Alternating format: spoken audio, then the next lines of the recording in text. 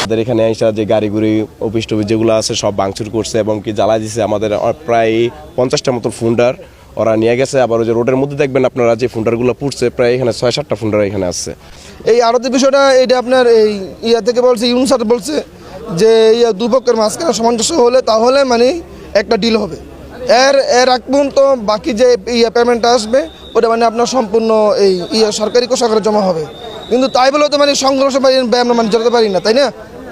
এইসব মানে ওরা মানে হামলা করছে এবং মানে ওরা মানে দেশীয় অস্ত্র পরে মানে বিভিন্ন গানটা সব বাহিনীদেরকে নিয়ে এসে আমাদের উপরে গুলি বর্ষণ করছে এবং কি আমাদের যত গাড়িগুলি ছিল সব লুটপাট করছে এবং কি আমাদের সব গাড়িতে আগুন লাগিয়ে দিয়ে গেছে।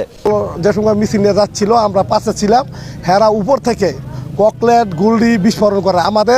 আমাদের যারা আমাদের সহযোদ্ধা ছিল তাদের হাতে কিছু ছিল না, তারা উপর থেকে করছে, সেনাবাহিনীরা দেখছে উপর থেকে গুলি করতেছে, ককলেট বিস্ফোরণ করতেছে। এখানে আপনার জানেন যে এই ল্যান্ডের মালিক যিনি উনি দাবি করছেন যে উনি 10 বছরের জন্য কাউকে লিজ দেননি। আর যারা এখানে দোকানদার রয়েছে তারা বলছেন যে 10 বছরের জন্য তারা দলিল মূলে সেখানে লিজ নিয়েছেন।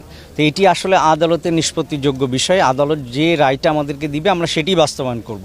বাট আজকে যে ঘটনাটা ঘটেছে আমরা এটা তদন্ত করে দেখছি, যারা দোষী আমরা সবাইকে শাস্তির আওতায় নিয়ে আসবো।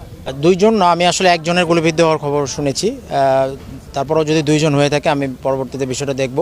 আর এই যে অগ্নিসংযোগের যে বিষয়টা, এটা অবশ্যই দুঃখজনক। বিশেষ করে আপনারা জানেন দেশে একটা বিশেষ অবস্থা চলছে, এই অবস্থায় এই সমস্ত বিষয় একেবারেই গ্রহণযোগ্য না। যেই করুক, যারা এই ঘটনায় জড়িত থাকুক, আমরা অবশ্যই তাদের বিরুদ্ধে আইনগত ব্যবস্থা গ্রহণ করব।